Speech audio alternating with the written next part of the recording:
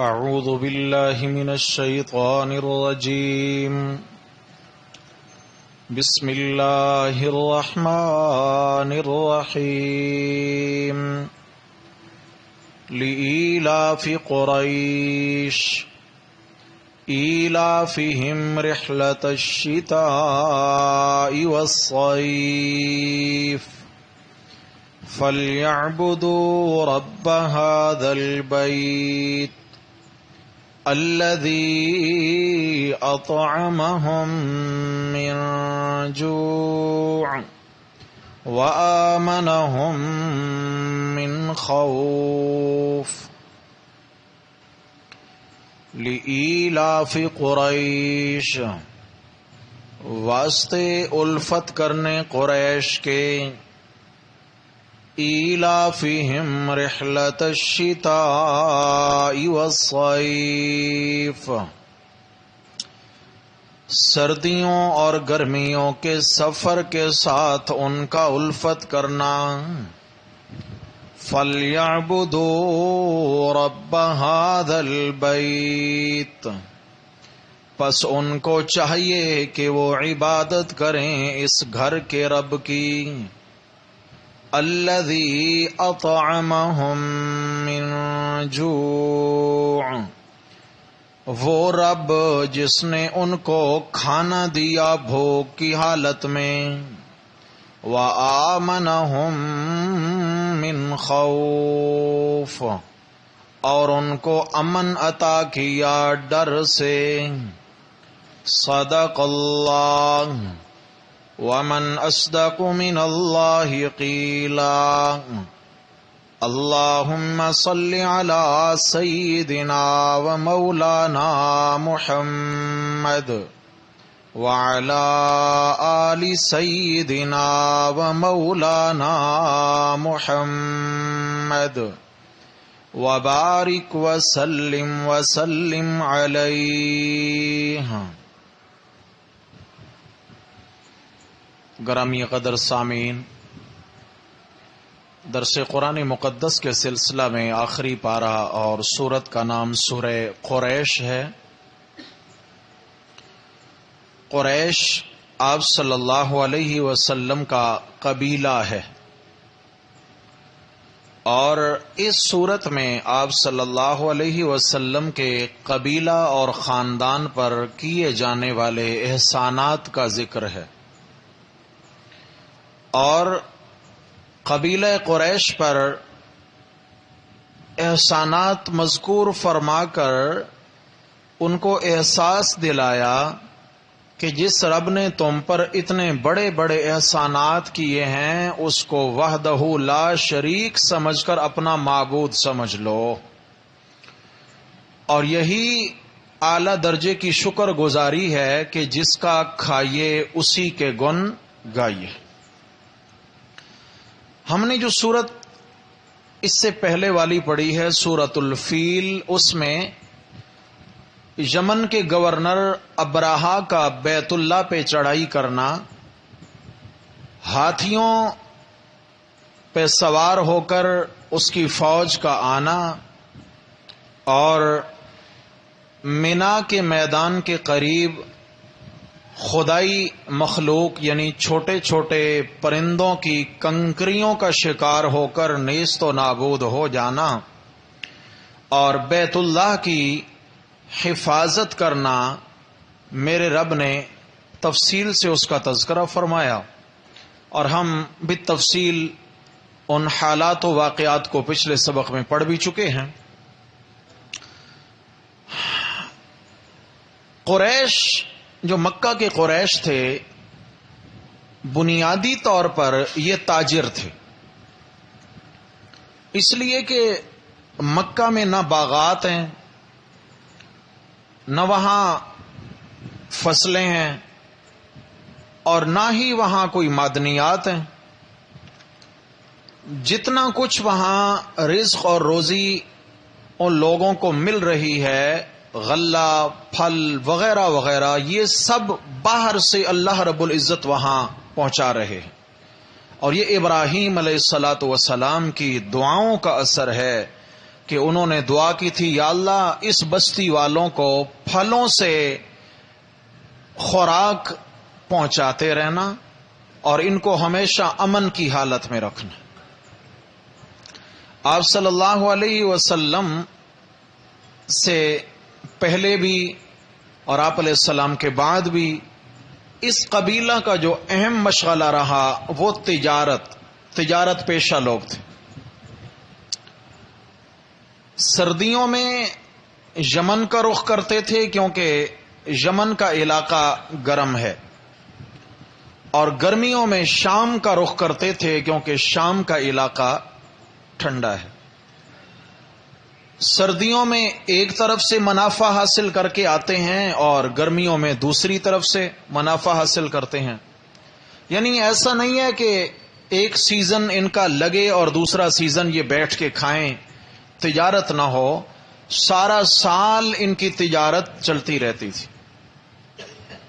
میں نے کل کے سبق میں عرض کیا کہ یمن میں ان کا ایک تجارتی قافلہ گیا اور اس نے وہاں دیکھا کہ ابرہہ نے بیت اللہ کے مقابلے میں ایک گرجا گھر تعمیر کیا ہے، اور وہ چاہتا ہے کہ جو مکہ میں اللہ کا گھر ہے اس سے لوگوں کی توجہ ہٹ جائے اور اس گرجا گھر کی طرف توجہ مبذول ہو جائے، بیت اللہ ویران ہو جائے اور یہ یمن کا گرجا گھر آباد ہو جائے۔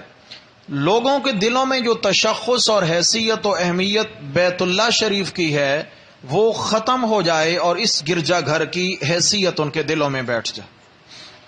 اس لیے اس نے بہت خرچہ کیا، بہت خوبصورت گرجا گھر تعمیر کیا جس میں سونے اور چاندی کا ایک بڑا کام ہوا۔ مکہ کا ایک قافلہ جو تجارت کی غرض سے یمن گیا، جب انہوں نے دیکھا کہ یہ تو بیت اللہ کے مقابلے میں یہ قدم اٹھایا گیا ہے، تو رات کے اندھیرے میں قریش قبیلہ کے ایک شخص نے اس گرجا گھر میں داخل ہو کر پاخانہ کیا اور وہ گندگی اس کی دیواروں پہ مل دی۔ اتنا ہی کر سکتا تھا، اور رات ہی رات وہ قافلہ وہاں سے غائب ہو گیا۔ جب صبح پتہ چلا تو ابرہہ سیخ پا ہو گئے اور انہوں نے بیت اللہ شریف پر حملے کا ارادہ کر لیا۔ تفصیل سے ہم نے کل کے سبق میں پڑھا ہے راستے میں کیا حالات پیش آتے رہے۔ بالآخر جب یہ پہنچے تو اللہ رب العزت کی ایک غیبی فوج نے ان کا استقبال کیا، اور 3 کنکریاں لے کر آ پہنچی وہ فوج۔ ہر پرندے کے پاس 3 کنکر، چھوٹے چھوٹے، ہاں جی، چنے کے دانے سے بھی چھوٹے کنکر، ایک پنجے میں، دوسرے پنجے میں، ایک چونچ میں، اور آ کر انہوں نے 2 کنکر برسائے، جس سے سوار بھی ختم اور سواری بھی ختم۔ فجعلہم کعصف مأکول، ایسے ہو گئے جیسے کھایا ہوا بھوسا، جیسے جانور جوگالی کرتا ہے اور اس کے منہ سے جھاگ کے ساتھ کچھ ذرات چارے کے باہر آتے ہیں، انتہائی ناکارہ اور بے حیثیت ہوتے، تو اس طرح ان کو کر دیا، بے نام و نشان کر دیا۔ جب اس بات کا چرچا ملکوں ہوا کہ بھائی مکہ میں جو بیت اللہ ہے، جس بیت اللہ کے متولی قبیلہ قریش کے لوگ ہیں، اس کی حفاظت تو اللہ تبارک و تعالی نے پرندوں کی فوج کے ذریعے کروائی ہے، اور ابرہہ جیسا گورنر، اس جیسی طاقتور فوج، اور سواریاں بھی ان کی جو ہیں ہاتھی ہیں، ان کو بھی اللہ نے پرندوں کے کنکروں سے نیست و نابود کیا۔ تو تمام قریبی ممالک کے لوگوں کے دلوں میں قریش مکہ کا تشخص اور عزت اور بڑھ گئی کہ بھائی یہ اس بیت اللہ کے متولی ہیں، یہ اس اللہ کے گھر کے رکھوالے ہیں، یہ اس اللہ کے گھر کے پڑوسی اور خدمتگار ہیں جس کی حفاظت اللہ تعالی نے اس عجب انداز سے کی ہے۔ اور واقعی ایک بڑی عجیب کیفیت تھی، عزت کا دلوں میں آنا یہ ضروری تھا۔ اب کیا ہوا جی، جب دوسرے علاقوں سے تجارتی قافلے کبھی یمن کو جا رہے، کبھی شام کو جا رہے، کبھی کہیں، تو راستے میں عموماً تجارتی قافلے لٹ جایا کرتے تھے، راستے میں ڈاکو قزاق جنگلوں میں یا سمندری راستے میں، بہرحال یہ قافلے محفوظ نہیں ہوتے تھے، ان سے مال دولت بھی چھین لیا جاتا، اونٹ بھی چھین لیے جاتے، گھوڑے بھی، اور بسا اوقات تو یہ ہوتا کہ ان میں سے لوگوں کو بھی قید کر کے غلام بنا لیا جاتا، لوگ پریشان۔ لیکن جب ڈاکوؤں کو پتہ چلتا کہ یہ اللہ کے گھر کے متولی آ رہے ہیں، یہ مکہ والے لوگ آ رہے ہیں، مکہ کے قریشی آ رہے ہیں، تو ڈاکو اس قبیلہ قریش کے تجارتی قافلے کا استقبال بھی کرتے، ان کے لیے دسترخوان لگاتے، ان کا اکرام کرتے، اور ان کے ساتھ ساتھ چلتے، بحفاظت ان کو اپنے علاقے سے باہر تک چھوڑ کے آتے۔ تو ڈاکوؤں کو اللہ نے ان کا پہرے دار بنا دیا۔ یہ عزت کس وجہ سے ملی؟ اللہ کے گھر کی وجہ سے۔ کس کی وجہ سے بھائی؟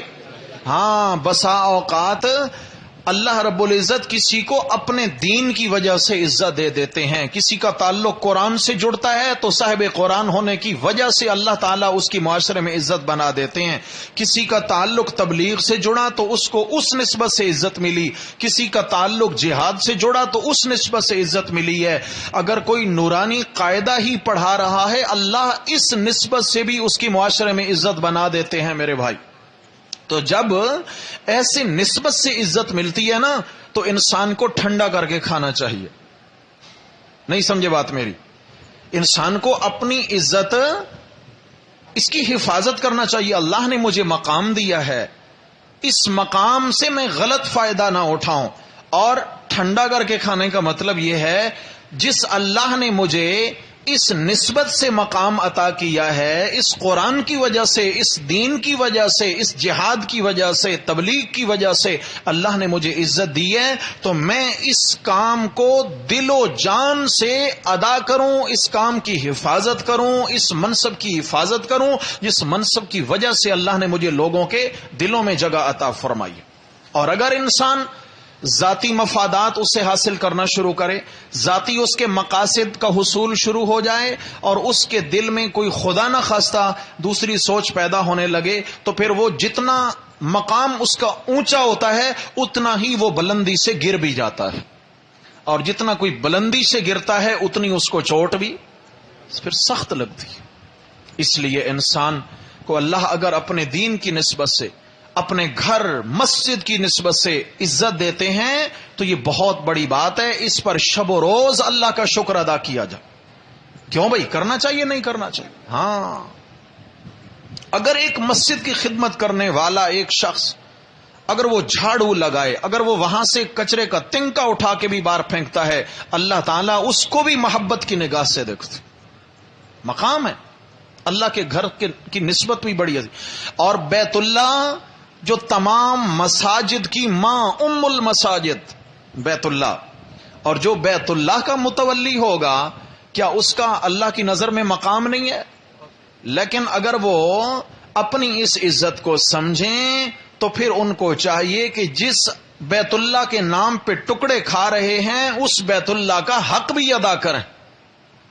بات سمجھ میں آ رہی ہے؟ کیا ہوا جی؟ راستے کے ڈاکو ان کا اکرام کرنے لگے تو جناب علی یہ تو ایسے ہو گیا کہ جناب پھر تو زمین پہ ان کے قدم بھی نہیں پڑتے۔ زمانہ تھا کفر و شرک کا، پھر یہ ہوا کہ آہستہ آہستہ انہوں نے اپنا مقام بنایا لوگوں کے اندر۔ اور اس سے پہلے بڑی ایک تاریخ ہے، آپ صلی اللہ علیہ وسلم بھی اسی عام الفیل میں پھر دنیا میں تشریف لاتے ہیں۔ آپ علیہ السلام کی ولادت اسی سال ہوتی ہے جس سال یہ ہاتھیوں کا واقعہ رونما ہوا۔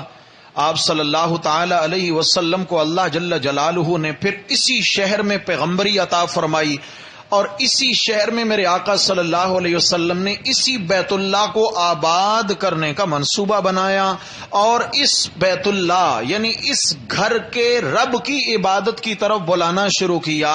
تو اب حق کے شکر تو یہ تھا کہ سارے مکہ والے آپ علیہ السلام کی دعوت پہ لبیک کہتے، اور آپ صلی اللہ علیہ وسلم کی دعوت کو قبول کر کر اس بیت اللہ کے رب کا مقام پہچان کر اس کو وحدہ لا شریک جانتے، جس کے نام پر ان کو ٹکڑے مل رہے تھے، جس کے نام پر یہ پل رہے تھے، ان کا حق تھا۔ لیکن انہوں نے کیا کیا؟ آپ صلی اللہ علیہ وسلم کی قدر بھی نہ پہچانی، بیت اللہ کی قدر بھی نہ پہچانی، خود اللہ کی قدر بھی نہ پہچانی، اور کفر و شرک میں مبتلا ہو گئے۔ آپ صلی اللہ علیہ وسلم کا راستہ روکنے لگے۔ جب راستہ روکنے پہ آئے تو میرے رب نے ان کو سرداروں سمیت مکہ سے نکالا، بدر کے میدان میں پہنچایا، 313 جانثاروں کے ہاتھوں پٹوایا، رہتی دنیا تک کے لیے تازیانہ عبرت بنایا۔ سمجھا کہ جو اللہ عزت دے سکتے ہیں وہ اللہ عزت چھین بھی۔ وَتُعِزُّ مَن تَشَاءُ وَتُذِلُّ مَن تَشَاءُ، عزت دینا بھی اسی کے اختیار میں ہے اور عزت واپس لے لینا بھی اسی کے اختیار۔ اس لیے انسان کو ہر حال میں اللہ کے حضور عاجزی کرنی ہے۔ میرے رب نے فرمایا لِإِيلَافِ قُرَيْشٍ، واسطے الفت کرنے قریشیوں کے۔ کیا مطلب ہے؟ یہاں پہ انظروا فعل مقدر ہے، انظروا، اے لوگو دیکھو، دیکھو، تعجب کی بات ہے، لام تعجب کا، لوگو دیکھو، بڑے تعجب کی بات ہے، قریشیوں کے انس تو دیکھو، یعنی قریشیوں کے شوق تو دیکھو، ذرا ان کے شوق تو دیکھو۔ کیا شوق ہیں جی؟ ایلافہم رحلۃ الشتاء والصیف، فرمایا ان کے شوق یہ ہیں کہ کبھی سردیوں کا سفر کرنا پسند ہے، کبھی گرمیوں کا سفر۔ یہ کون سے سفر مراد ہیں؟ تجارت کے سفر۔ یہ چاہتے ہیں جی ہم سردیوں میں یمن کا رخ کریں، گرمیوں میں شام کا رخ کریں، ادھر بھی تجارت مضبوط، ادھر بھی تجارت مضبوط۔ ان کی سب سے بڑی چاہت، الفت اور انسیت انہی سفروں میں ہے اور مال کمانے میں لگے ہوئے ہیں۔ فرمایا اس پر اب یہ ہے کہ جس رب نے ان کو بیت اللہ کی وجہ سے ڈاکوؤں کے ہاں بھی عزت عطا کی ہے، ان کی جان، ان کا مال، ان کی عزت، آبرو، سب کچھ محفوظ ہوا، اور جب یہ جاتے ہیں ملکوں تجارت کے لیے، وہاں منڈیوں میں ان کا غلغلہ ہو جاتا ہے۔ بیت اللہ کے متولی آ گئے بھائی، کون آ گئے؟ بولو، یہاں کسی بڑے مزار کا گدی نشین کسی منڈی میں آ جائے تو وہاں اس کا غلغلہ ہو جائے گا، بھائی فلاں مزار شریف کا گدی نشین صاحب آ گئے۔ سمجھ آ گئی ہے؟ یہاں تو بیت اللہ کے کنجی بردار ہیں جن کے ہاتھ میں بیت اللہ کی چابیاں ہیں۔ جب وہ کسی ملک کی منڈی میں جاتے ہوں گے، مقام نہیں ملتا ہوگا تو غلغلہ ہو جاتا ہے منڈیوں میں، اور لوگ چاہتے ہیں کہ ان کے ساتھ ہماری تجارت ہو، یہ ہمارے ساتھ سودا کریں، جو چیزیں لائے ہیں ہم خریدیں۔ ایک طرف تجارت اور لوگ ان کا مال خریدنا اپنے لیے برکت بھی سمجھتے ہیں، برکت بھی سمجھتے ہیں۔ ہاں جی، اللہ نے بڑی عزت دی۔ میرے رب نے فرمایا بہت ہو گیا، بڑی عزت کما لی تم نے، بیت اللہ کی وجہ سے عزت کمائی ہے، فَلْيَعْبُدُوا رَبَّ هَذَا الْبَيْتِ، اب آؤ نا ذرا، تمہارا حق کے شکر بھی تو ہم دیکھیں کتنے پانی میں ہو۔ ان کو چاہیے کہ یہ اس گھر بیت اللہ کے رب کی عبادت کریں، جس بیت اللہ کی وجہ سے عزت ملی ہے اس بیت اللہ کے نہیں جاگ رہے ابھی تک، جس بیت اللہ کی وجہ سے ان کو عزت ملی ہے اس بیت اللہ کی کیا کریں؟ واہ جی واہ، اس بیت اللہ کی عبادت کریں۔ دیکھا نا، اس کا مطلب ہے سو رہے ہیں سب۔ میں جب آپ کو آپ کے کان کھڑے کرتا ہوں نا تو کان کھڑے کیا کریں۔ بیت اللہ کی عبادت نہیں کرنی، بیت اللہ کے فرق سمجھیں۔ ہم جو بیت اللہ کی طرف منہ کر کے نماز پڑھتے ہیں نا، یہ ڈائریکشن ہے عبادت کے لیے، ورنہ بیت اللہ ہمارا معبود نہیں ہے۔ بیت اللہ یعنی یہ ایک گھر ہے، جو اس گھر کا مالک ہے وہ اصل معبود ہے۔ سجدہ بیت اللہ کو نہیں کرنا بلکہ اس گھر کے رب کو کرنا ہے۔ اگر کوئی یہ نیت کر کے سجدہ کرتا ہے کہ میں بیت اللہ کو سجدہ کر رہا ہوں تو وہ شخص کافر ہو جائے گا، کیونکہ بیت اللہ اللہ نہیں ہے، بیت اللہ اللہ نہیں ہے۔ سمجھ آ گئی ہے؟ ایسے رسول اللہ صلی اللہ علیہ وسلم کو سجدہ کرنا، آپ رسول اللہ ہیں، آپ اللہ نہیں ہیں، تبھی تو رسول اللہ صلی اللہ علیہ وسلم کا آخری وقت ہے، صحیح بخاری میں حدیث سے موجود ہے۔ سیدہ عائشہ صدیقہ رضی اللہ عنہا فرماتی ہیں نبی کریم صلی اللہ علیہ وسلم کا سر مبارک میری گود میں تھا. آپ صلی اللہ علیہ وسلم آخری سانسیں لے رہے تھے دنیا میں, اور نبی کریم صلی اللہ علیہ وسلم کچھ فرما رہے تھے. میں نے اپنا کان اللہ کے نبی کے مبارک ہونٹوں کے جو قریب کیا تو آپ علیہ الصلوۃ والسلام یہ جملہ ارشاد فرما رہے تھے, لعن اللہ الیہود والنصارى اتخذوا قبور انبیائہم مساجدا. اللہ لعنت کرے یہودیوں پر, اللہ لعنت کرے عیسائیوں پر, اس لیے کہ انہوں نے اللہ کے نبیوں کی قبروں کو سجدہ گاہ بنا لیا. انہوں نے انبیاء کرام کی قبروں کو, یہودیوں پر بھی اللہ کی لعنت ہو. میرے نبی صلی اللہ علیہ وسلم دنیا سے جانے لگے ہیں اور اپنی امت کو آخری پیغام دے کر جانے لگے ہیں. آخری پیغام احباب یاد رکھیے, فرمایا انبیاء کرام کی عزت ضرور کرنی ہے مگر اللہ کا شریک, اولیاء کرام کی عزت ضرور کرنی ہے مگر اللہ تعالی کا کسی حق میں شریک نہیں کرنا. اگر یہ کہا جائے نا بھائی مزارات پہ جا کے یہ جو تم ان کو پکارتے ہو اور یہ جو سجدے کرتے ہو اور چادریں چڑھاتے ہو بھائی غلط ہے یہ, تو کہتے ہیں پھر اللہ نے یہ ولی بنائے کیوں ہیں؟ واہ جی واہ, اللہ نے یہ ولی بنائے کیوں ہیں؟ کمال ہے بھائی. اللہ نے ان کو ولایت کا مقام دیا, انہوں نے محنت کی ہے, انہوں نے اللہ تعالیٰ کے حقوق پورے کیے ہیں, ادا کیے ہیں, زندگی اللہ کے حضور جھک کے انہوں نے گزاری ہے. بھائی اگر کوئی آج بھی محنت کرے تو مقام ولایت مل سکتا ہے؟ نہیں مل سکتا؟ مل سکتا ہے. سمجھ آ گئی؟ اس کا یہ مطلب نہیں ہے کہ اللہ نے ان کو اپنا مقرب بنایا تو ہم اللہ کو چھوڑ دیں اور ہم انہی کی طرف چل پڑیں. نہیں, ہمیں بھی اسی اللہ کی طرف اپنا رخ سیدھا رکھنا ہے. جس اللہ نے ان کو یہ مقام دیا وہ اللہ ہمیں بھی مقام دے. وہ اپنی کمائی ساتھ لے کر گئے, ہم نے اپنی کمائی لے کر جانا ہے. تو فرمایا لعن اللہ الیہود والنصارى اتخذوا قبور انبیائہم مساجدا. اللہ کی لعنت ہو یہودیوں پر بھی عیسائیوں پر بھی, اس لیے لعنت کی بد دعا دی کہ انہوں نے انبیاء علیہم السلام کی قبروں کو کیا کیے. جب نبی کی قبر کو سجدہ کرنے والا ملعون ہو سکتا ہے تو ولی کی قبر کو سجدہ کرنا جائز ہوگا؟ بولتے نہیں ہیں بھائی جی, یہ کیسے ہو سکتا ہے؟ جب آپ صلی اللہ علیہ وسلم تشریف فرما تھے, ایک صحابی تاجر تھے, کہیں روم کے علاقے سے جو واپسی ہوئی ان کی, اور وہ عیسائیوں کا علاقہ تھا. واپس آ کر عرض کرتے ہیں یا رسول اللہ میں نے وہاں پہ بڑا عجب منظر دیکھا ہے کہ وہاں کے لوگ اپنے علماء گدی نشینوں کو اور اپنے جو ان کے مذہبی پیشوا ہیں ان کو تعظیم کے سجدے کرتے ہیں. یا رسول اللہ وہ تو جھوٹے لوگ ہیں, اس کے باوجود ان کو اتنی عزت مل رہی ہے. آپ اللہ کے سچے نبی ہیں, آپ ہمیں اجازت دیں ہم آپ کو تعظیم کا سجدہ کیا کریں. صحابی نے اجازت چاہی, یا رسول اللہ وہ گدی نشین عیسائیوں کے جھوٹے ہیں, اس کے باوجود عیسائیت ان کو کیا کرتی ہے؟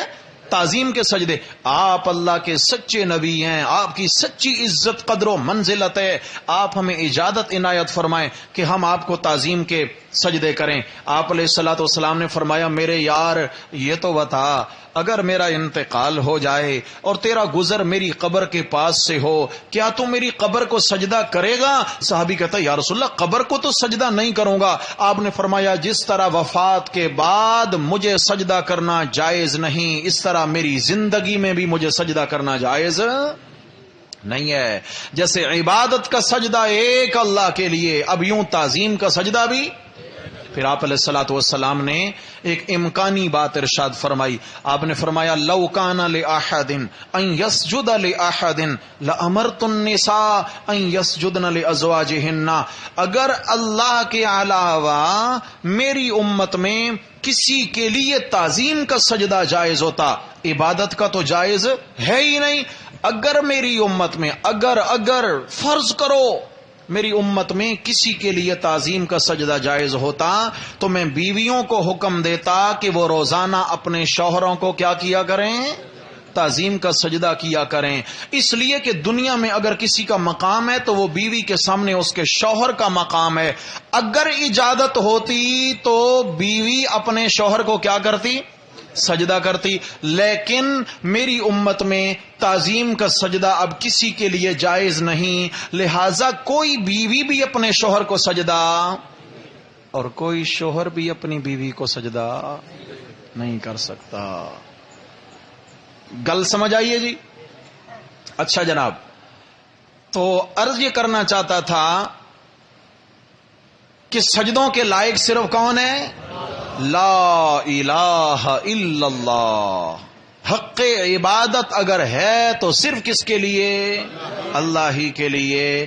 ہاں جی، پکار بھی حق عبادت ہے، اور عاجزی بھی حق عبادت ہے، اور سجدہ بھی حق عبادت ہے. ان تمام حقوق کا مستحق صرف کون ہے؟ اللہ ہی. اللہ بھی نہیں، اللہ ہی ہے. اللہ نے یہ حق کسی اور کو دیا نہیں ہے. تو فرمایا فَلْيَعْبُدُوا رَبَّ هَذَا الْبَيْتِ، ان کو چاہیے کہ بیت اللہ کی عبادت نہیں کریں، بیت اللہ کے رب کی عبادت کریں. بات سمجھ میں آ گئی ہے جی؟ بیت اللہ کو سجدہ نہیں کرنا، اگر کبھی یہ ذہن میں خیال آ جائے تو ایمان سے ہاتھ بندہ دھو بیٹھے گا. اچھا، یہاں خیر ایک عجیب لذت ہے، عبادت میں کیف بدل جاتا ہے. یہاں سے جب کہتے ہیں منہ میرا طرف خانہ کعبہ شریف کے، تو ایک عام سا لفظ ہے. خیر اگر زبان سے کہہ دیں تو بھی ٹھیک ہے، نہیں کہا تو بھی نماز ہو جائے گی. نیت دل کے ارادے کا نام ہے. اگر کوئی کہہ دیتا ہے تو کیفیت میں کوئی تبدیلی آتی ہے بیت اللہ کا نام. لیکن اللہ ہم سب کو لے جائیں اور بار بار لے جائیں. بیت اللہ ہو سامنے اور کھڑے ہوں پہلی صف میں امام کعبہ کے پیچھے، اور یہ کہیں منہ میرا طرف خانہ کعبہ شریف کے.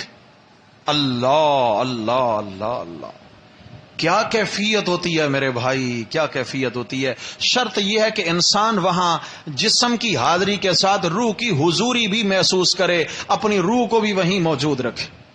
سمجھ آ گئی نا جی؟ بہت بڑا فتنہ ہے یہ موبائل، بہت بڑا فتنہ ہے. حج کرنے جا رہے ہیں، عمرہ کرنے جا رہے ہیں، وہاں مناسک ادا کرنے سے زیادہ فکر ہے سیلفیاں لینے کی. زیادہ فکر یہ ہوتی ہے کہ سیلفیاں لی جائیں. وہ ہم طواف کر رہے تھے تو ایک بزرگ خاتون تھیں، پتنی ترکی کی تھیں یا مصر کی تھیں، بزرگ خاتون تھیں. وہ بیچاری بہت زور لگا کے کعبۃ اللہ شریف کی دیوار کی طرف بڑھنے کی کوشش کر رہی تھی. یہ اس مقام سے جہاں مقام ابراہیم ہے اس کے بالکل سیدھ میں، جو اس کونے پہ آ رہی تھی. یہ برابر میں حتیم ہے، چھوٹا دروازہ لگا ہوا ہے.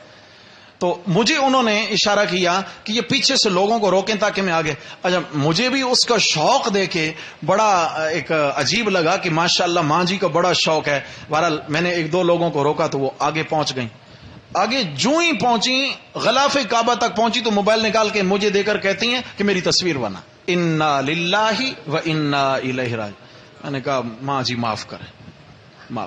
اب وہ برابر میں ایک سپاہی کھڑے ہوئے تھے، انہیں موبائل دیا تصویر بنائیں، اور تصویر بنوانے کا انداز دیکھیں، پسینہ پسینہ ہو گئی، دھکے کھا کھا کے بیچاری پہنچی اور یوں کعبہ کے ساتھ یوں کر کے کھڑی ہو گئی ہیں.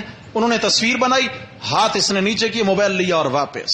وہ کہو انا للہ و انا. اگر یہ نیت ہو تو بھئی ہمارا جانا نہ جانا برابر ہے، بلکہ جانا وبال جان ہے. پھر اس لیے کہ جتنا وہ مقام عظیم ہے اس کے حقوق بھی بڑے ہیں. جتنا وہاں عبادت افضل ہو جاتی ہے، جتنا وہاں ایک نماز اگر اکیلے پڑھیں تو 1,00,000 نمازوں کے برابر، اور اگر جماعت سے پڑھیں تو 27 لاکھ نمازوں کا اجر ہو جاتا ہے. میرے بھائی اسی طرح ایک نافرمانی بھی کئی گنا زیادہ بڑھ کے عام برائیوں سے سنگین ہو جاتی ہے. وہاں عام علاقوں کا گناہ اور وہاں کا گناہ، اس میں بہت فرق ہے، بہت فرق ہے. صرف اللہ کی نافرمانی نہیں، اس مقدس مقام کی توہین بھی ہے. اس سے کبھی اللہ تعالیٰ لے جائے نا بھائی، خدا کے لیے اس نحوست سے بچیے گا. یہ تصویریں جو موبائل میں لے کے آنی ہیں، اس سے بہتر ہے کہ اللہ کے کاغذوں میں اپنی بہترین تصویر درج کرا کے آ جائیں. اللہ کے ہاں بہترین تصویر جائے، میرا بندہ آیا، دل کی عاجزی سے آیا، حاضر ہوا، میرے سامنے رویا دھویا، مانگا اور پھر عاجزی لے کر گیا یہاں سے. انشاءاللہ جب یہ تصویر اللہ کے ہاں ہماری موجود ہوگی تو دنیا بھی بنے گی اور آخرت بھی. عزت یہ ہے اصل. یہ کوئی عزت نہیں ہے کہ وہاں سے تصویر لے کے آ گئے تو دنیا سے چلے جائیں گے، بعد والے تصویر کو چاٹتے رہیں گے، چومتے رہیں گے، واہ جی واہ بڑی پہنچی ہوئی اماں جی تھی. کوئی فائدہ نہیں. فرمایا اللہ اگر مقام دیں تو پھر اس مقام کی حفاظت کرنی ہے. اللہ نے جس چیز کی نسبت سے عزت دی ہے اس نسبت کی حفاظت کرنی ہے. میں نے عرض کیا اگر قرآن کی وجہ سے عزت ملی ہے تو اس نسبت کو ہمیشہ قائم رکھا جائے. ہمارا احسان نہیں ہے کہ ہم اللہ کے قرآن کے ساتھ جڑے ہوئے ہیں میرے بھائی. اللہ تعالیٰ یہ نعمت ہم سے چھین کر کسی اور کو دے سکتے ہیں. اگر اللہ نے ہمیں اس کے لیے منتخب کیا تو کہو الحمدللہ. اس گئے گزرے دور میں بھی اگر اللہ نے جوڑ رکھا ہے تو الحمدللہ. اور اگر کوئی مسجد کے ساتھ جڑا ہوا ہے, کسی بھی خیر کے کام کے ساتھ جڑا ہوا ہے, کسی بھی بھلائی کے کام کے ساتھ جڑا ہوا ہے, تو اس کو تو ہر وقت اللہ تعالیٰ کا شکر ادا کرنا چاہیے. ورنہ اللہ بے نیاز ہیں, اللہ بے پرواہ ذات ہیں. یہ خدمت اس سے لے کر کسی اور کو دے دیں, قادر ہے نہیں. فرمایا اے مکہ کے قریشیوں, جس بیت اللہ کے نام پر تمہیں مقام اور عزت ملی ہے, فَلْيَعْبُدُوا رَبَّ هَذَا الْبَيْتِ, حق کے شکر یہ ہے کہ اس بیت اللہ کے رب کی عبادت کرو. یعنی اس رب کو وحدہ, ہاں رب کا گھر ہے, 360 بت سجے ہوئے ہیں اندر. گھر اللہ کا, اندر 360 بت ہیں. فرمایا اللہ کے گھر میں غیر اللہ کی عبادت ظلم عظیم نہیں تو کیا ہے. پھر اس کے بعد فرمایا میرے رب کا احسان, میں رب کا احسان تو دیکھو, الذی اطعمہم من جوع, وہ رب جس نے ان کو بھوک کی حالت میں کھانا دیا.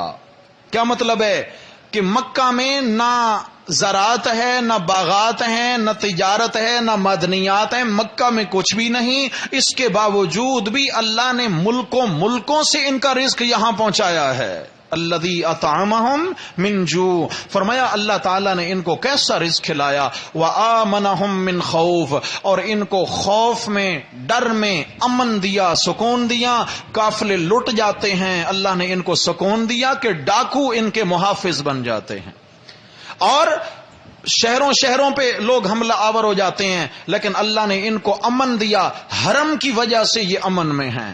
حرم میں جب تک بیٹھے ہیں تب تک کوئی دشمن ان پہ غالب, اس لیے یہ اس زمانے کے لوگوں کے لیے بھی سبق تھا, اور آج کے وہاں کے حکمرانوں کے لیے بھی کیا ہے, سبق ہے. اور اگر اس نعمت کی ناقدری ہو گئی کہ رب نے ان کو کعبہ کا کنجی بردار بنایا ہوا ہے, رب نے کعبہ کا متولی بنایا ہوا ہے, کعبہ کی وجہ سے ان بادشاہوں کو عزت ملی ہوئی ہے, لیکن جیسے فیصلے آ رہے ہیں کہ مکہ میں بھی سینما ہال, مدینہ میں بھی سینما ہال, خدا کی قسم لگتا ہے کہ ان کی عزت کا سورج ڈوبنے والا ہے. لگتا ہے کہ ان ناقدروں کی عزت کا سورج ڈوبنے والا ہے. اگر اس عزت کو بچانا ہے تو اللہ کے گھر کی عزت کرنا ہوگی, میرے نبی کے حرم کی عزت کرنا ہوگی. اللہ اکبر. اور یہاں فرمایا آمنہم من خوف, امن دیا ان کو. امن کیا ہے, امن کیسے ملتا ہے, ایک یہ بھی بات. والذین آمنوا ولم یلبسوا ایمانہم بظلم, سورہ انعام میں فرمایا وہ لوگ جو ایمان لے آئے اور اپنے ایمان کے ساتھ ظلم کی ملاوٹ نہیں کی. آخری بات توجہ سے سنیے گا, ایمان لے آئے اور ایمان کے ساتھ ظلم کی ملاوٹ, اولئک لہم الامن, اللہ فرماتے ہیں ان کو امن ملے گا. جو اپنے ایمان اور عقیدے کے ساتھ ظلم کی آمیزش نہیں ہونے دیتے, اولئک لہم الامن, ان لوگوں کو امن ملے گا. اولئک ہم مہتدون, اور یہی ہدایت والے لوگ ہیں. امن بھی انہی کو ملے گا دنیا میں, ہدایت والے ہیں, جنت بھی انہی کو ملے گی. ہدایت پہ جنت. اب ذرا سمجھیے, یہ آیت نازل ہوئی, صحابہ کرام پریشان ہو گئے, کہتے ہیں یا رسول اللہ الحمدللہ ہم ایمان تو لائے ہیں, لیکن ہم میں سے کون ہے جس سے کوئی چھوٹی موٹی زیادتی نہیں ہو جاتی. یہ کہا ہے جنہوں نے ایمان کے ساتھ ظلم کو نہیں ملایا تو ان کو امن اور ہدایت ملے گا. یا رسول اللہ ہمارا کیا بنے گا؟ آپ نے فرمایا یہاں ظلم سے مراد یہ دنیاوی ظلم نہیں ہے, ان الشرک لظلم عظیم. کون سا ظلم ہے؟ شرک والا ظلم ہے. جو کلمہ پڑھ کر شرک سے بچتا رہتا ہے اس کو امن ملے گا, اور جو کلمہ پڑھ کر غیر اللہ کو اللہ کا شریک بناتا ہے اس کو کبھی زندگی میں امن نصیب. ہاں, جس ملک میں مسجدوں سے زیادہ مزارات آباد ہوں اس میں کبھی امن قائم نہیں ہو سکتا. جائیں جا کر افغانستان میں دیکھیں, جہاں ایک اللہ کی بات ہوتی ہے, میرے رب نے کیسے امن دیا ہے. دیا نہیں دیا ہے بھائی, اللہ اکبر اللہ اکبر. تو میرے بھائی امن اور ہدایت اس کی بنیادیں دو ہیں، ایمان اور شرک سے پرہیز. عقیدہ توحید اور شرک سے، بولو بھائی شرک سے. شرک چھوٹا ہے تو بھی چنگاری ہے، بڑا ہے تو آگ کا شعلہ ہے. شرک شرک ہے بھائی، جہاں یہ چنگاری جائے گی تو وہاں جلا کے ختم کر دے گی. اس لیے ایمان کو ہم کہتے ہیں نا جی سارے کلمہ گو جنت میں جائیں گے. کلمہ گو، کلمہ گوئی کیا ہوتی ہے؟ لا الہ الا اللہ محمد الرسول اللہ. کلمہ پڑھ لیا کلمہ گو ہو گیا نا بھائی. قادیانی یہی کلمہ پڑھتا ہے. قادیانی بولتے نہیں ہیں، پڑھتے ہیں بھائی، ہم نے سنا ہے. آپ کسی قادیانی سے ملیں، اسے کہیں آپ مجھے کلمہ سنائیں، وہ کہے گا لا الہ الا اللہ محمد الرسول اللہ. یہ کلمہ گو ہوا کہ نہ ہوا؟ جنتی ہے بھائی، کلمہ پڑھا ہے اس نے. خیال کیجئے گا ایمان کس چیز کا نام ہے کہ تمام اسلام کے جتنے بھی لوازمات ہیں ان کا خیال رکھنا ہے. اللہ تعالیٰ کو وحدہ لا شریک سمجھیں، آپ علیہ السلام کو خاتم الانبیاء سمجھیں، قرآن کو خاتم الکتب سمجھیں. سمجھ آ گئی ہے؟ اور قیامت کے آنے کو یقینی طور پر حق سمجھیں اور اس کے لیے تیاری کرتے ہوئے زندگی گزاریں. اس کا نام کیا ہے؟ ایمان ہے. پھر تمام نبیوں کی سچائی پر ایمان ہو، فرشتوں پر ایمان ہو، آسمانی کتابوں پر ایمان ہو، اچھی بری تقدیر اللہ کی طرف سے ہے اس پر.